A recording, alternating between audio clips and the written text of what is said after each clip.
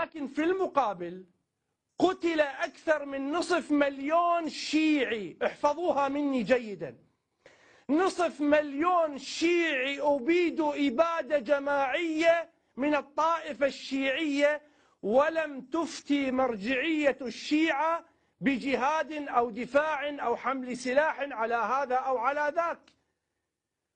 ضربت حسينياتهم ومساجدهم، ونسف مرقد الإمامين العسكريين، واعترفت دولة العراق الإسلامية بقيادة المقبور الزرقاوي، وألقي القبض على هذا التونسي وجماعته في تفخيخ المرقد، وكادت أن تكون مذبحة في العراق طائفية لن تنتهي، لكن المرجعية لم تتحدث. متى تحدثت ودعت المرجعية جميع العراقيين، أقول جميع العراقيين، لحمل السلاح؟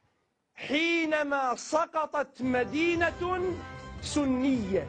أرجوكم افهموا هذا، عفوا من كلمة افهموا، لكن للتأكيد، مدينة سنية سقطت انبرى لها مرجع يحسب أنه، أظن أنه مرجع شيعي، لكنه دعا بفتواه إلى الأمور التالية: الأول، حماية العراق من المجرمين. ثانيا، حماية الشعب. ثالثا، الدفاع عن شرف العراقيين. رابعا، الدفاع عن المقدسات.